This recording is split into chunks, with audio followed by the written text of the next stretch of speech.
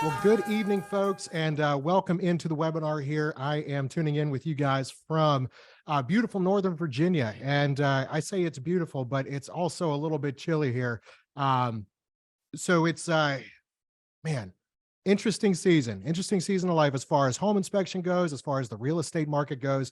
And I've been blessed to work as a home inspector in the Northern Virginia community for the better part of the past 7 years. So this is really the one thing I love about Northern Virginia, especially the Washington, D.C. metro area, is that you kind of get a sampling of the greater real estate market. Trends that you start to see around the rest of the nation, they kind of hit here in a big way. So, it's pretty exciting. The politics behind everything that happens.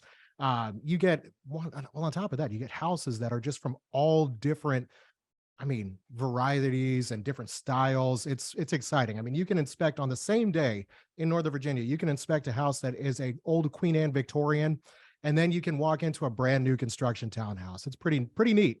But anyway, today we are going to be talking about how to get through a slow season. So I want to introduce myself first.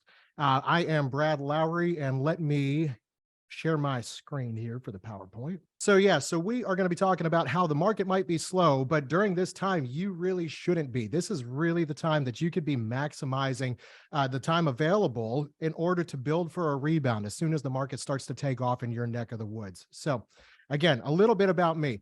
7-year career in the Washington, D.C. metro region.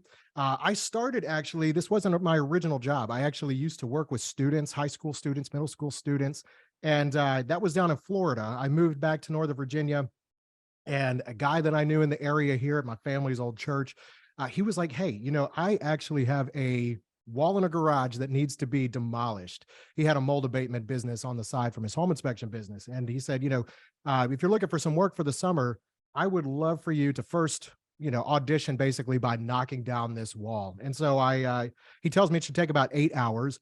I did it in 2. And he goes, "Man, you're hired for the summer." So from there, he was like, "Hey, look, you have this ambition to work with people, to help people, but there's not a lot of money in that. So why don't I train you to be a home inspector so that you can, one, afford to put a roof over a family's head one day. You're not kind of beholden to a nonprofit or a church or something like that.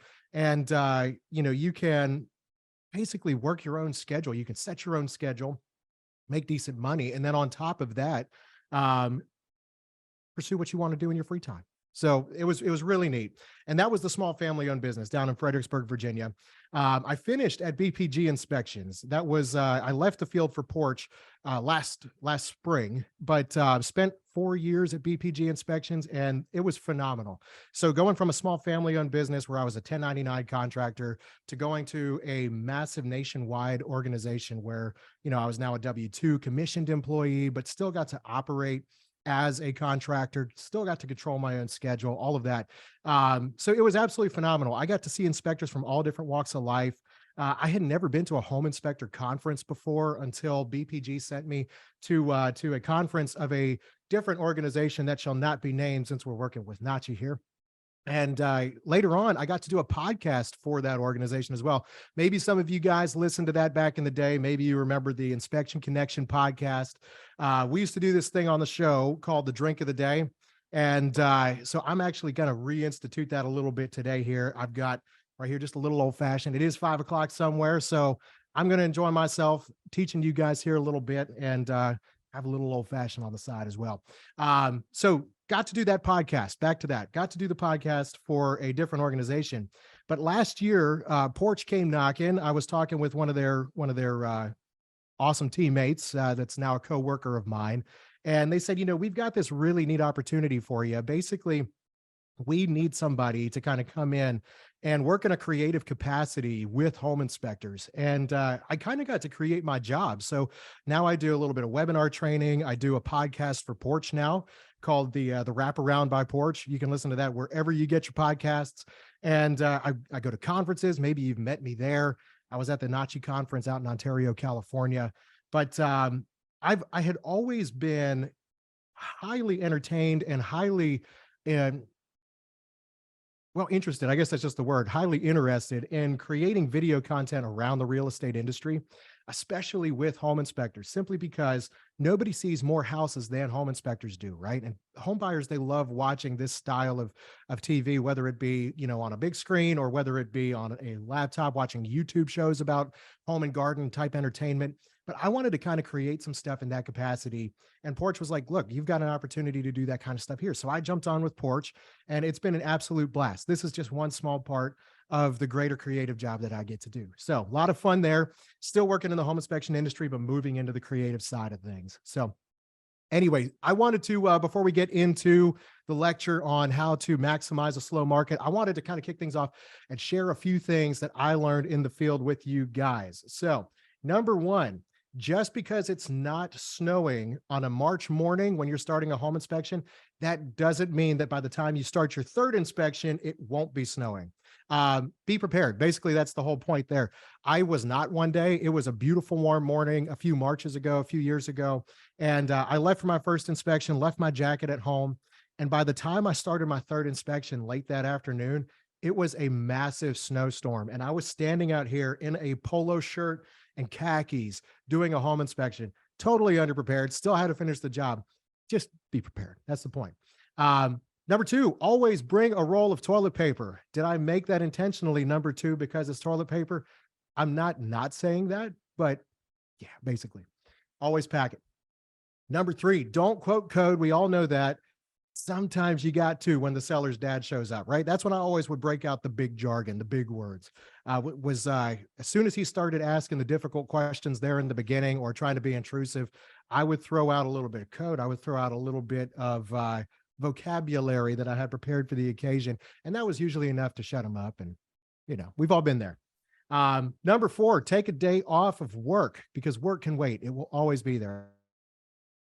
A slow time, then the work will be there when you get back, but take that time off, spend some time focusing on yourself, recharge, because you're always going to be able to do a better job when that's the case. Last but not least, you don't know more than the next guy. You got to be humble. And sometimes, we're all inspectors. That might be because the next guy might think that he knows more than everybody else. We're a fun bunch. We really are. We can poke some fun at ourselves here, but I truly did have to learn to be humble.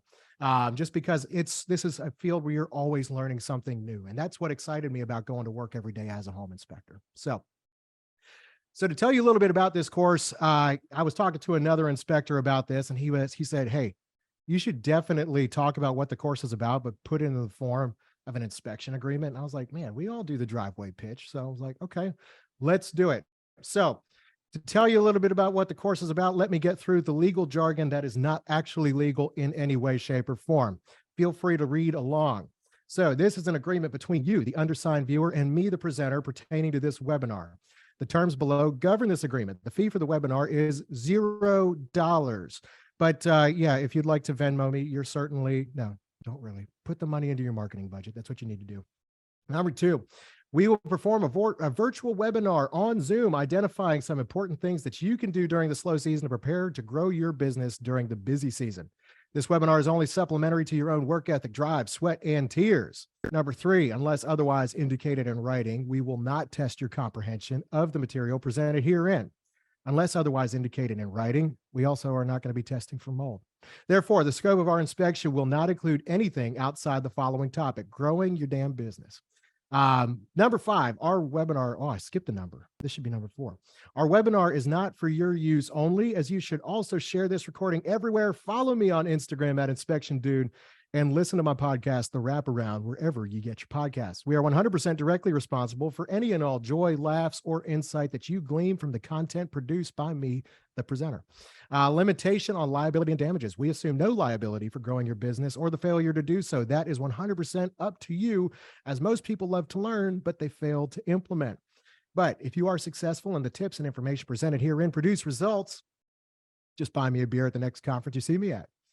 Scope of the webinar. The webinar you're viewing, the webinar you're viewing has the objective of motivating, not just educating. The topics the topics that we're going to be going into on how to use the slow season, they're going to involve the areas of innovating and improvising, expanding your education, making the most of your marketing, and expanding your business by thinking outside the box. Number eight, If you enjoy our time and request a return appearance on this here webinar series, then I would recommend that you write or email InterNACHI, tell them how great this was, and ask that they bring me back, and let's do it again. I'd love to. And if your presenter participates in InterNACHI's buyback guarantee program, then, well, I guess it's a good thing that this is free. So no liability on me. You don't have to sign this. This is not legal in any way, shape, or form. But now you know what this is about. Now you know what we're talking about. Let me take a swig. Cheers to you all, and let's jump in. All right, making the most of the slow season.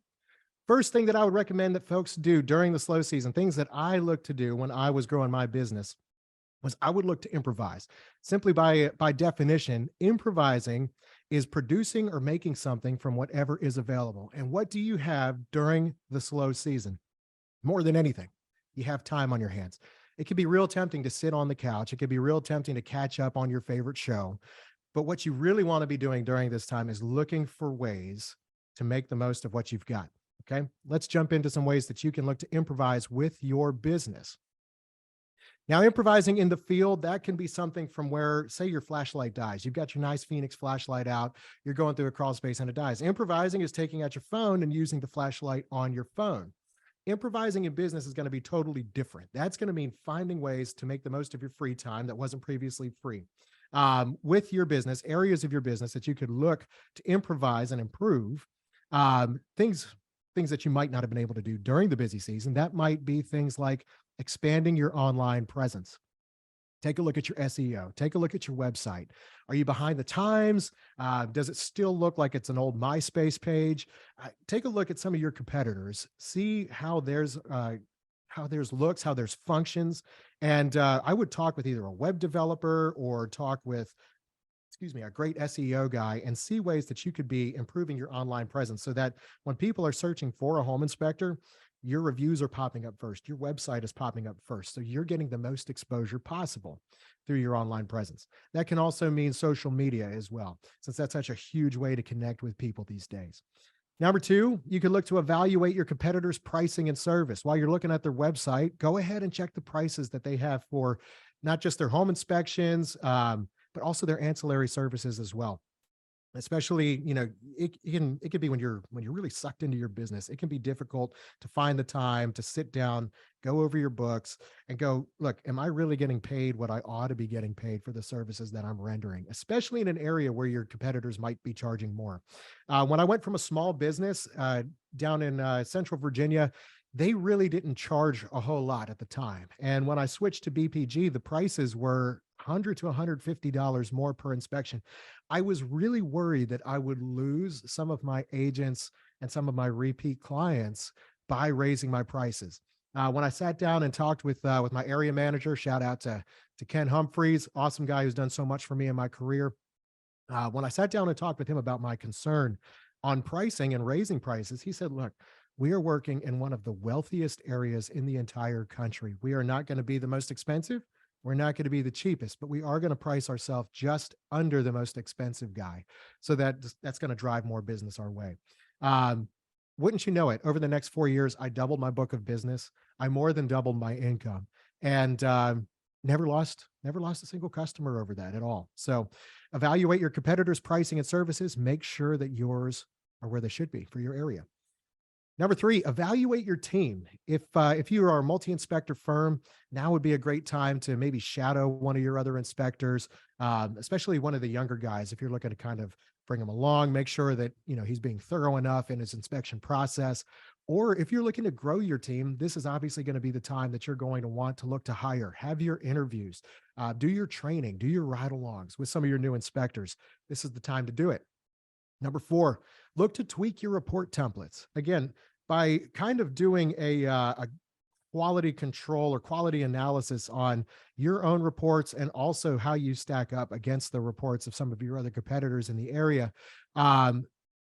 this would be a great time during the slow season to kind of overhaul some things. Where are some areas in the report that are not the most clear? Where are some areas where you could basically look to expand some of your comments? You could add more detail. You could add more photos, graphs, charts, things like that. Tweaking your report templates might also mean, and we'll get into some of this later, kind of getting up to speed on some of the newest tech that's out there so that you can add 360 videos or 360 photos, add videos, look to switch your reports from PDF to HTML, things like that. So tweaking your report templates, that's another great time. This is another great time of season to be doing something like that. During the slow season, you can also look to improve your on-site workflow. The time to overhaul the way you go about your inspection is not obviously going to be when you've got 3 stacked up, bing, bang, boom. You want to be really clicking along. Now, I know a lot of us, we've been working for a long time. We've been in the field for a long time, and we could be very stuck in our ways. But if we really want to look to improve, um, basically looking to consolidate or be more efficient in our work process, doing that when you only have 1 inspection per day, maybe you've only got 3 to 5 per week during the slow season, this would be the time to really look to overhaul your workflow. For me, I know again, every inspector works a little bit different. That's the beauty of this industry. But for me, I would really look to try to do an inspection in no more than 2 to 2.5 hours. And I've had inspectors ask me, how is it possible that you were actually able to do a thorough examination of a house in just that short a time? Plain and simple, it's easy. What I would look to do is basically, as thoroughly as possible, go through the home in the same order every single time. Bring the home buyer along if they were present. And I was able to multitask. Not everybody can do that, but I was able to multitask in such a way that the report got finished. I didn't miss anything major. I honestly, if I go back and I look at the number of times that either somebody called me back on something or I had to refund somebody, it was maybe once or twice a year. But I was able to very thoroughly go through the entire home and educate the client at the same time. But that took a lot of practice. That took a lot of years of experience and training and really working to be as efficient but thorough as possible in as short a time frame as possible. Now, for me, that meant finishing some parts of the report after the inspection was over. But in my neck of the woods, I recognize that realtors, one, they're extremely busy here. A lot of the buyers, they were taking time off of work, they had government jobs, and so they needed to get back. So I personally needed to be as quick, thorough, and efficient as possible in my process. This is the time of year that you can focus on really looking to overhaul some things in that respect. So lastly, getting organized with everything from your tools to taxes to your truck. How many of you guys have looked at the end of the busy season and you've been going all out for weeks and you take a look around your vehicle and you go, oh my gosh, it looks like I live in here. And that's not in a good way. Like I'm talking like when you lived, if you remember your childhood room growing up and how it just looked like trash during your teenage years, at least I struggle with that a little bit. That's what my truck ended up looking like at the end of a busy stretch. During the slow season, that's the time to be getting the maintenance done on the vehicle, get it cleaned up, clean up some of my tools, making sure everything's neat and organized, maybe work out some storage solutions for my vehicle, things like that. Taxes and other administrative stuff. This is the time to make sure everything's buttoned down so that as soon as things start picking up, you're ready to rock and roll. Now, some of that self-explanatory, some of that might be a good reminder. And again, with all of this, hey, I hope you at least glean 1 or 2 things from everything that I'm talking about. But these are some areas during the slow season where you can really look to improvise. Let's talk innovation, thinking imaginatively about taking your business to the next level.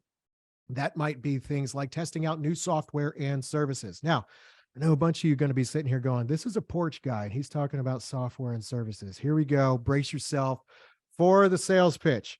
I want you to go ahead and look at the bottom of the slide on what I put in here. Very, very fairly, I'm telling you that you need to find what works for you. Now, does Porch have a whole bunch of software and services that we would love for you to try out? Yes, absolutely. In fact, one of the biggest draws for me going from BPG to Porch was that I saw a lot of similarities in what I used at BPG and what Porch offered to sole proprietors and maybe multi-inspector firms that are LLCs, things like that. Smaller companies that don't have 300 inspectors coast to coast, they can now operate on the same level of quality as some of the bigger guys simply by using some of the things that Porch offered. So I absolutely love that. Now, we know we're not the only ones on the market. And that's why I say find what works for you. There are so many softwares and solutions. I love competition in the corporate world. It's fantastic. It's what drives quality on everything. So out there's going to be something for you. Spring, or not not spring when it's booming, but as we're going into spring, this during the slow season would be the time of year where you're going to want to test out something if you've ever had a thought about switching to a different platform. So you can think about new software and services in terms of going digital with your scheduling or your back office management. This is co-done by ISN, as you see in the top corner of the slide.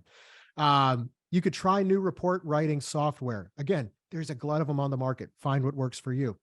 You can find a better rate for your payment processing. You can maybe consider a call center. If you've scaled your business and you've been fortunate enough to grow your business to the point where you can't handle every call, there's solutions out there. So the onboarding process, winter or the end of winter, would be a great time to consider something like that. Consider an option that can basically help you solve a pain point. Again, digital age is beautiful. There are so many things out there that can really help you take your business to the next level. When I started this job, I was doing paper contracts. I switched to doing something like DocuSign on an iPad when that came out. And now there's software and solutions out there where everything's handled digitally before you even get on site. So pretty cool. Avail yourself of it, educate yourself on it, find what works for you. Another thing you can do innovatively, you can invest in and practice with new tools and equipment. Obviously, being on site for the first time with a new gizmo is not the time to be learning how to use it, right? I've bought a camera gimbal before and I would have loved to use it, but because I hadn't practiced setting it up yet, I knew that the event that I was at was not the time for me to be learning how to use it. It looks unprofessional. You want to make sure that you're good to go with what you have as soon as you get on site with it. So I know a bunch of you guys go to these conferences. If we haven't hung out at one, I hope to hang out with you at the next one I go to. But sewer scopes, you see the sewer scope cameras at all of the conventions out there. If you haven't thought about picking up on that ancillary business, adding that on to what you offer clients, now would be a great time to consider that. Now would be a great time to learn how to use that technology. I started off using the ion canisters for radon monitoring. That was a massive pain in the butt because I was not registered or licensed for radon, either mitigation or radon result reading, testing, any of that when I started. So I was the gopher. I ran the radon tests and would set them, and I would bring them back. Somebody who was qualified and registered and licensed with the state of Virginia was able to read them, monitor them, take the results, all that. But with the ion canisters, and then when I got my radon license and joined BPG, they had the Corinium Pro monitors, and oh my gosh, how much more simple that made that, how much less gas I spent running around. And I've seen some alternative solutions to those continuous monitors that I use with BPG. So again, find what works for you, but the technology and the hardware is always improving. So do your research. This is a great time to do it. Maybe test some out on a few properties, maybe test it on your own property before you use it in the field. Getting things calibrated so it's all set and ready to go. Perfect time for it. Again, we already talked about storage solutions for your vehicle, but I've seen some inspectors that use some really awesome setups to manage their tool storage on board their trucks or their SUVs or what other vehicles they're using. But making sure that you're organized so that you're ready to go come spring. Ditching the old camera and going mobile. This was a huge thing for me, right? When I started out, point and shoot cameras, I know a whole bunch of people kind of about 10 years ago started going to the iPads, but those iPad cameras, I remember when they were 5 megapixels, the image quality was terrible. And now you can get a professional camera quality image on a phone.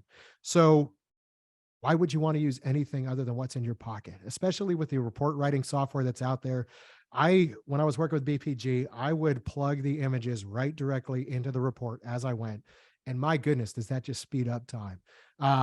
The report process, it was simplified. It was consolidated. I didn't need to go scrambling through files and folders worth of images after the fact, trying to plug everything in. No, all good to go, all right on my phone. So ditch that old camera, go mobile. It's time. Just embrace it, folks. Implement infrared cameras, drones, and the like. If you're not doing infrared, again, when I started, I was not, and then I started to see the competitors were offering that free of charge. That's what we used to do at BPG. Definitely worth the investment, because I was doing an inspection down in a basement one time, and the carpet looked super clean. It was raining outside. We had obviously taking shoes off when we came through the door. But when I went back through the house, the final pass, basically when I would start my process, I would turn all the lights on, get all the systems running. And then I was doing the infrared scan at the end of the inspection. I would turn lights off on my way back to my finishing point. That way I knew where I had been last. It was just kind of like a visual cue for me. But I was going back through the basement and I noticed a massive damp spot in the center of the basement floor. The carpet was very cool, obviously very blue. Thermal cooling was causing something there. So as I went down, felt it, and yeah, sure enough, it was damp. Wouldn't have been able to see it, and it didn't show up as a stain in the carpet yet. But if it had not been for that infrared camera, I wouldn't have seen it. And obviously, something was seeping up from under the slab. So definitely worth using. Obviously, hot wires and things like that, overheating breakers on electric panels, the use for infrared goes on and on, especially because infrared cameras are the ultimate form of a dad tool, right? If dads, if they already use the stud finder on themselves before they use it on a wall, an infrared camera is just a great way to point it at yourself and remind everybody just how hot you are, Drones. So drones are obviously very useful, very helpful. I never used them in my neck of the woods. It wasn't worth investing in license wise, and also working in the DC area. This is a place where there are numerous no-fly zones where you are breaking federal law if you even think about flying a drone near it. So it wasn't something that worked for me, but I know it works in so many other places.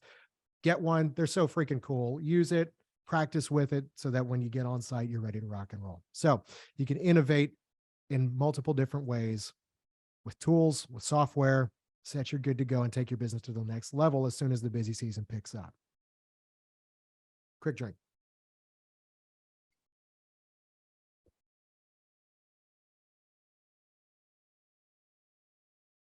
Expanding your knowledge through education. Now, if you've been on the conference circuit, if you have hung out at any of the major conferences that have been going on, the major conventions, fantastic time to get your CEs and to meet some amazing people. Honestly, my network of incredible people in this industry has grown so much, and my respect for all of you has grown so much just from getting outside of my Northern Virginia bubble and visiting with people at conferences from Texas to Ohio to California, everywhere in between. So many incredible people that have invested in my life afterwards. I've learned so much from so many of you, and it's made me a better individual. And if I jump back into the field at some point down the road, it'll make me a better professional because of it. So expanding your knowledge through education, go to conferences, get your CEs done, knock them out during the slow season. This is a great time to do it. But occupationally, this isn't the only kind of education that you could be using the time to be focusing on. You can also focus on growing and expanding yourself professionally by getting qualifications and certifications that are necessary for some of these ancillary services, for things like flying a drone. Nowadays, the FCC requires that you get your remote pilot certification if you're going to operate a drone commercially. So that's something that's worth considering. Getting your pesticide applicator's license. Now, to do a termite inspection in the state of Virginia, you don't necessarily need a pesticide applicator's license, but I got mine anyway, just because it added some validity to my termite inspection report. So that might be something to consider.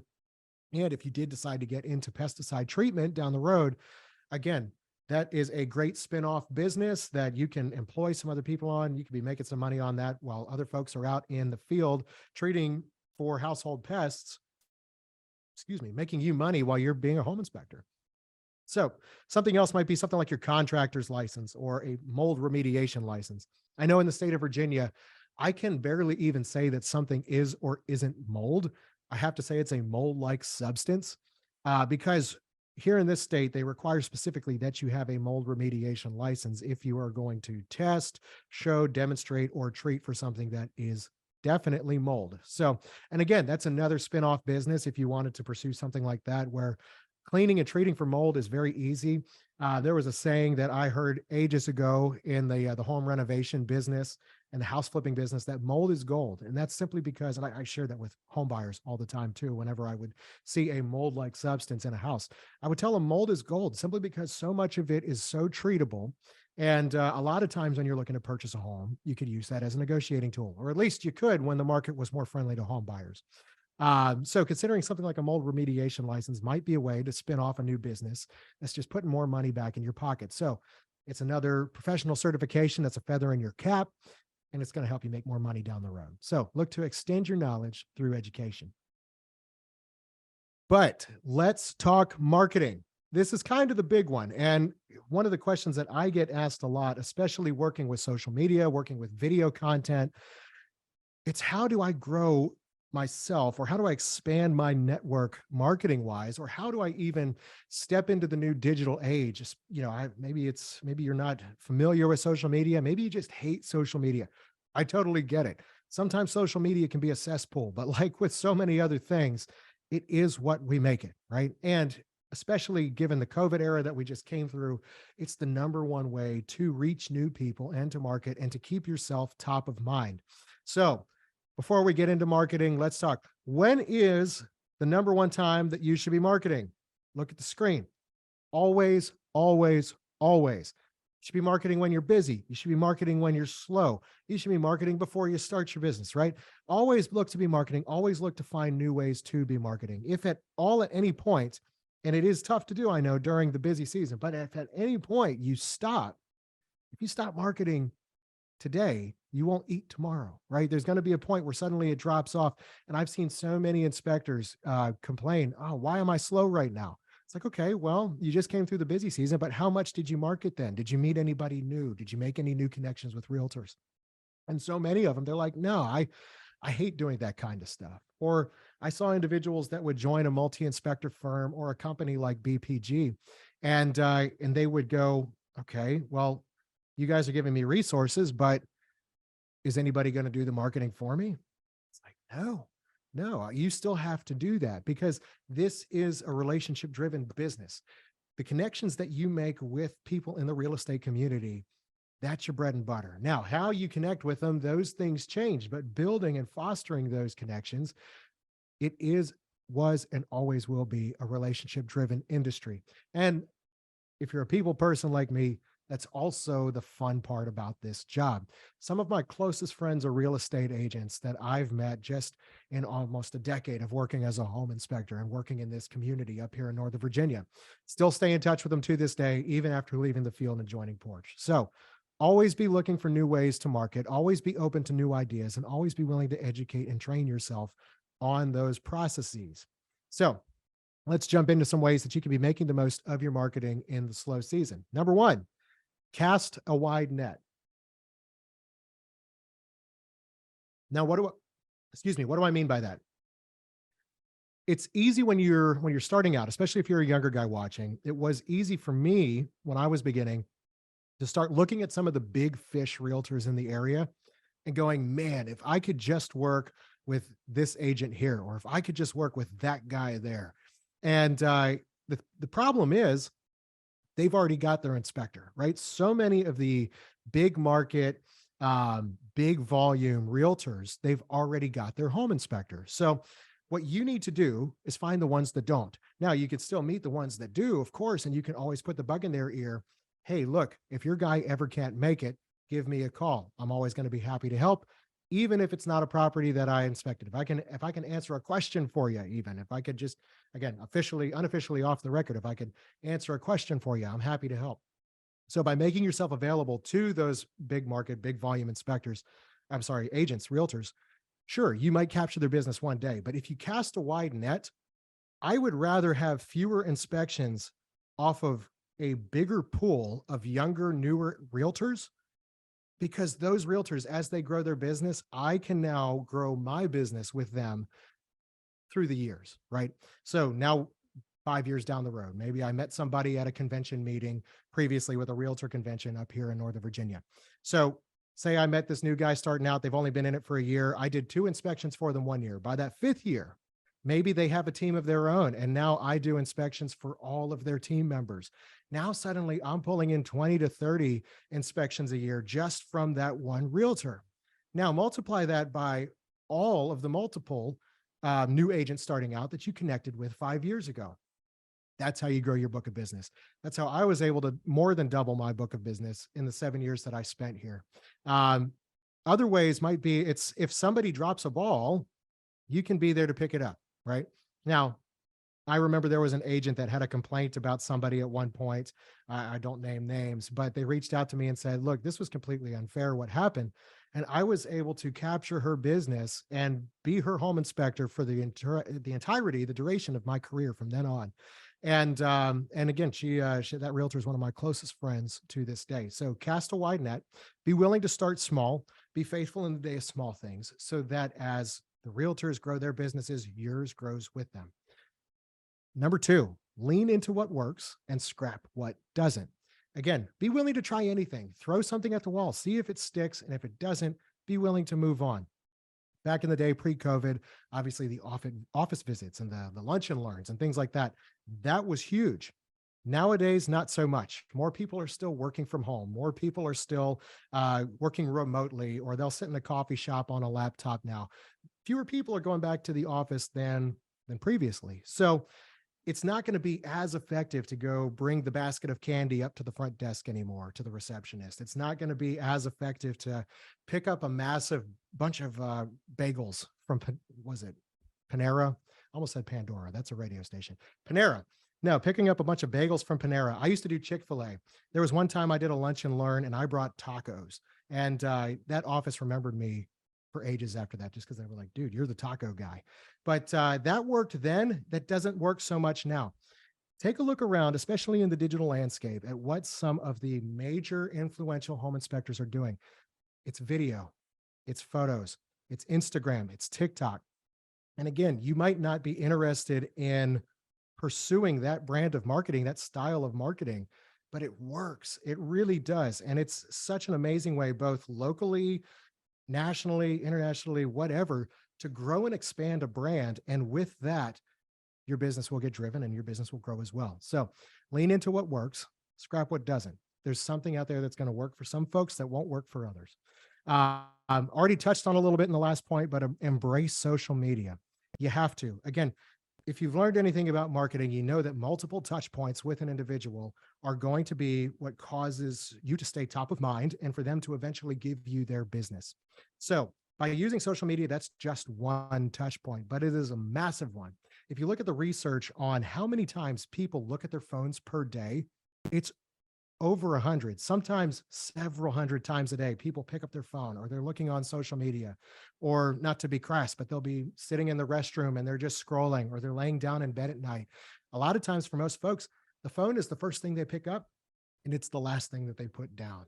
And social media is what they're looking at and consuming. So if you're creating video content, and it doesn't have to be difficult, it doesn't have to have fancy lights or anything like that. It can be you working on site. But if you learn to use the technology, use the apps well, if you learn to communicate clearly and effectively, it does take practice. But if you can do that, you can really grow a following, and that can be a massive point of contact, point of reference for a realtor, especially if you're looking to expand your influence in your area. So cast a wide net, lean into what works, scrap what doesn't, embrace social media. The other thing that I want to encourage you to do is really to spend time where realtors are spending their time.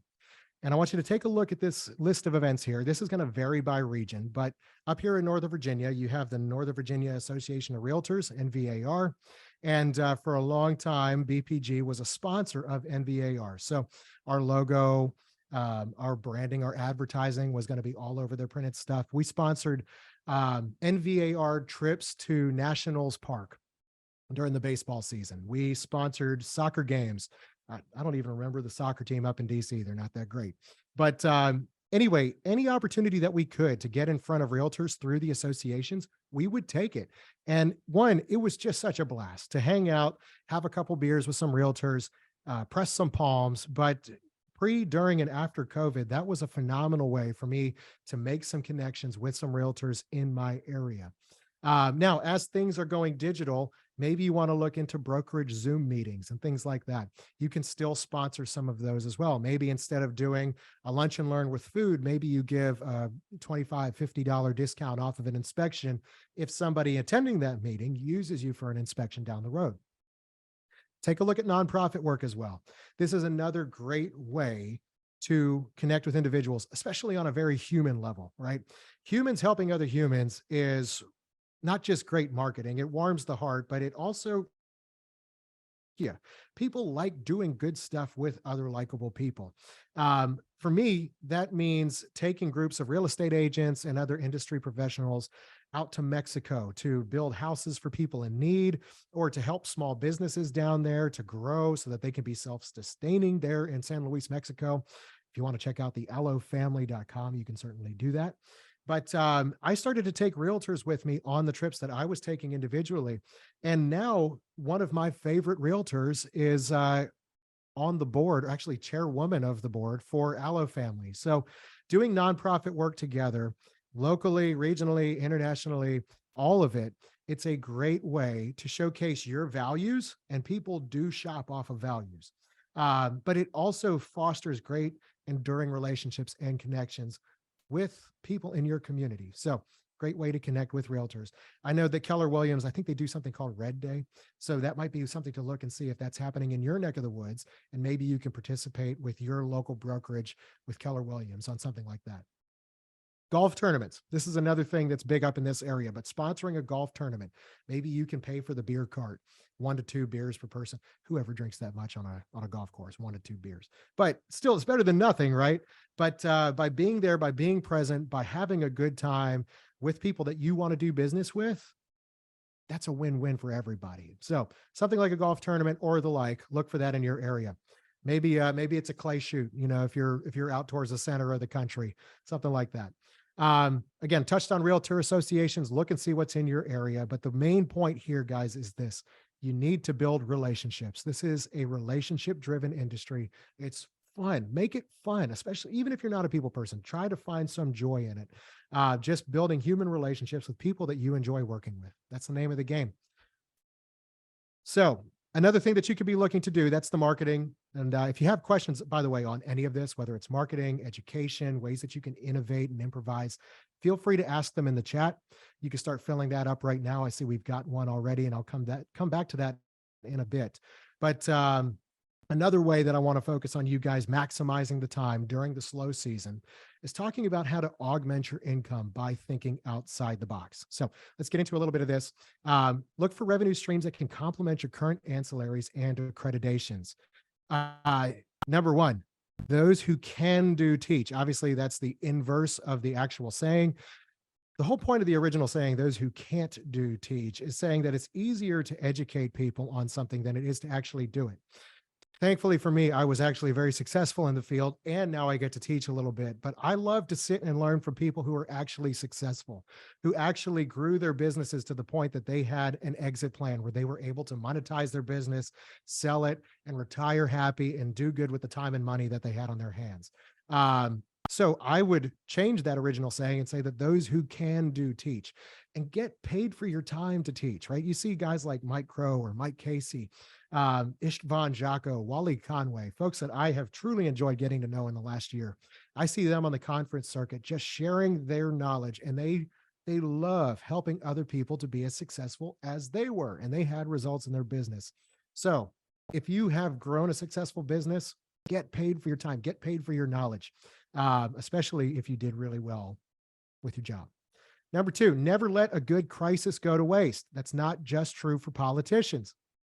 So up here in DC, I had folks, they used to ask me back in the day, hey, do you watch that show House of Cards? I used to tell them, like, look, no, why do I need to watch that show? I literally live here. House of Cards is 60 miles from where I sit right now. You see how some of the politicization of world events happens right at my doorstep. But I've seen business people take advantage of a good crisis too. I want to share a story about the first inspector that I used to work for. Again, he owned that small business down in Fredericksburg. He was actually able to get out of the home inspection field because during COVID, I told you he had a mold abatement business. He took a look at the list of ingredients on the bottle of chemical that he used to treat for mold, and he noticed that it was effective against killing the coronavirus. So he's like, this is effective against COVID-19. This is fantastic. So he set up a new LLC, and started a sanitization business where he would go into office buildings in the Northern Virginia and DC area, and they would clean and sanitize for COVID. Made bank. And again, this is a home inspector that just saw a good opportunity using things that were literally sitting in his workshop, and was able to make incredible money off of that. So if you can look at the opportunity in a glass half full way, try to see the silver lining on the gray cloud, then, look, take advantage of the opportunity, find a way to monetize it for yourself, just like my old boss did. Pretty cool. Number 3, don't just inspect real estate, invest in it.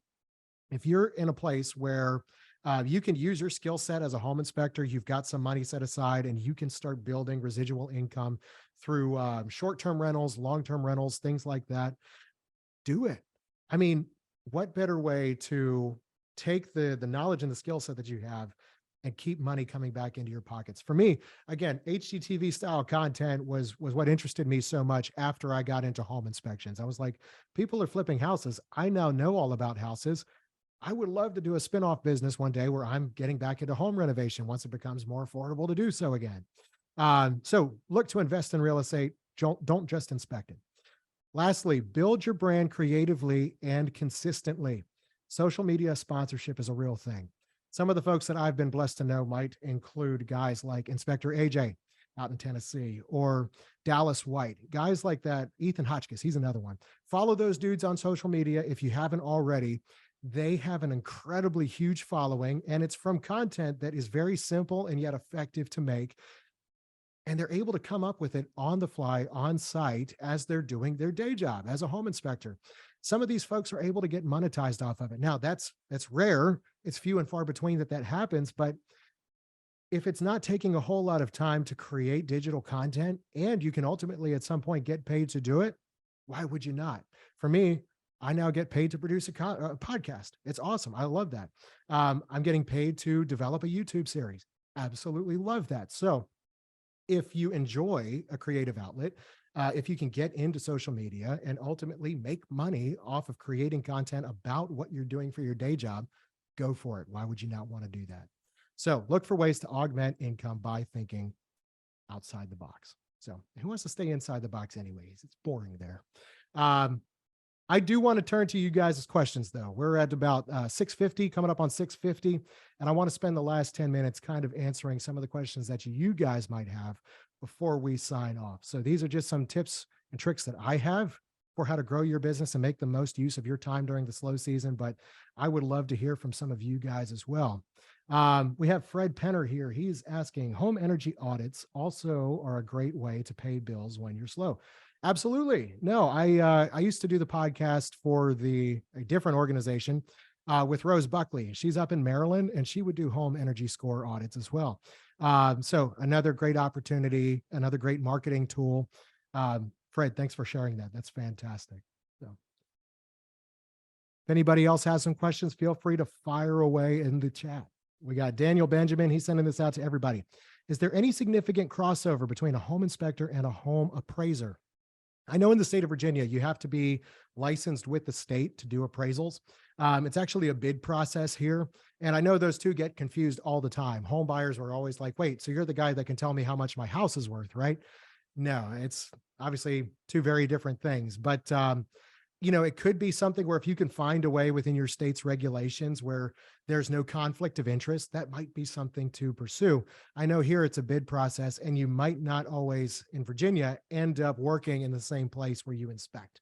So something to consider. Look at your coverage areas and look at your state's regulations if you want to pursue or consider being an appraiser as well.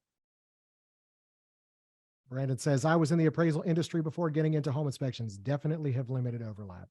Yeah, one's pricing, the other's problems. And again, some folks can, especially if you're using the home inspection report to negotiate price, maybe there's a little bit of crossover there. But again, looking at comps and what's going for a property and how to assess its value overall for your area, that's so different than finding what's working and what isn't, what's the good and bad and ugly on the house.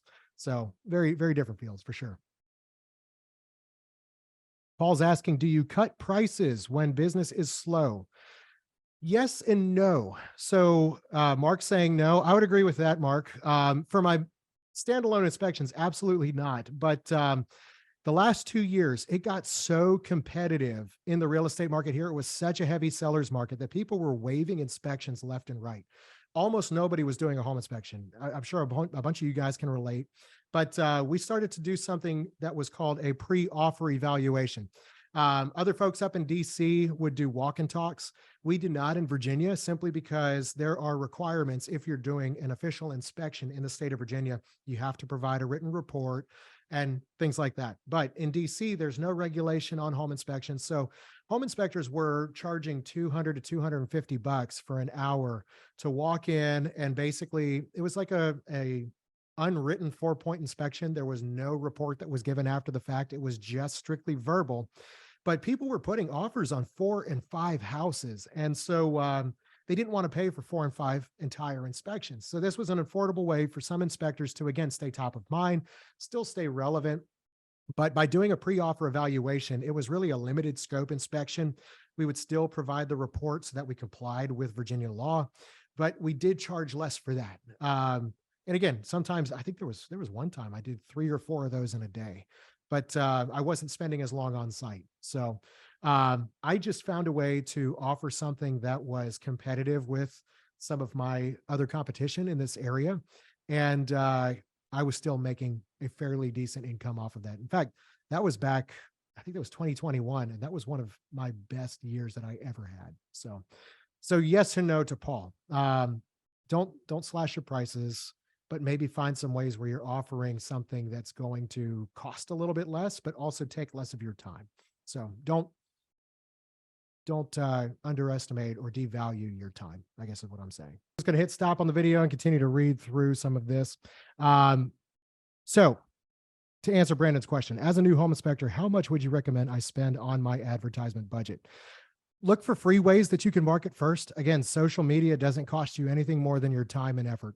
And really, that's what it comes down to with marketing, is time and effort.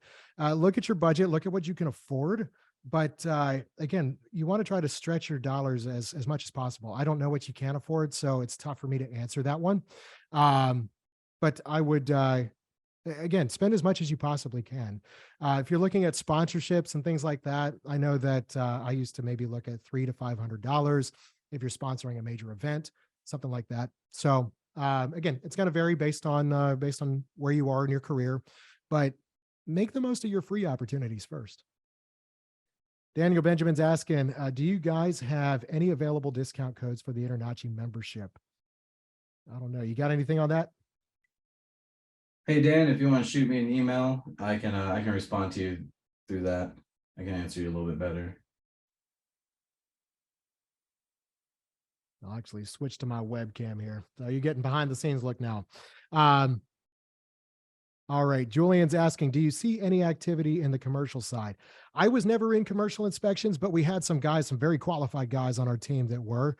It's a great way to make a decent bit of money, especially if you're willing to travel for that. Some inspectors strictly focus on commercial inspections. So something to consider for sure, especially if it's going to provide you 1 or 2 big opportunities every so often. Yeah, why not? All right. Brandon's asking again, with your experience, have you found social media to be the most effective, or have you had success with radio and or community magazines? Very few people read print anymore. Nobody wants to read. Even when it comes to social media, very few folks want to see printed word. They're going to want to see video. Folks would rather see or just sit there and scroll and watch a video that pops up. Now, you can do text on a video. That's another way to get folks to read. But I would lean into video as much as you can. And again, it takes a little bit of time to get comfortable with it. When I started, I would use my phone and basically do 4 or 5 takes of a specific video. If I was on a roof looking at a chimney where there was some spalling, something like that. And it would take me 4 or 5 times before I got comfortable with it. But I finally got into a rhythm where I had a nice intro, I had a nice outro, I could say things very succinct. So, just, you got to get comfortable with it over time, and, but definitely worth doing. If you're interested in stuff like podcasting, I know there was a gentleman that I had on the podcast, the Wraparound by Porch podcast earlier this year. He does his own podcast as well. It's a lot of fun. I mean, I've always been a audio visual kind of a geek, but so for me, that's something that it's work, but it's not. I enjoy it. But yeah, I mean, you could build an audience listening that way. And again, there's no shortage of things to talk about in our field, especially if you can communicate it in a way that's exciting. So, all right. Well, that's going to about wrap it up, guys. We got about 3 minutes left here. So I want to give a special thanks to InterNACHI for having me on here. This has been so great. I've truly enjoyed it. No, I appreciate y'all's time, Brandon. Seriously, this has been a lot of fun. If you guys enjoyed this and found it valuable, if this is going to be available after the fact, I'd love it if you shared it with benefit from it. And again, if you guys want to do this again, I'd love to come on back and host another time. In the meantime, I invite you guys to follow me on Instagram, TikTok at Inspection Dude. And you can listen to the Wraparound by Porsche podcast wherever you listen to podcasts. We've got a Instagram page for that as well. So thank you so much, guys. I really appreciate it. AJ, thank you for moderating this entire thing. This has been fantastic, man. And look forward to doing this again soon.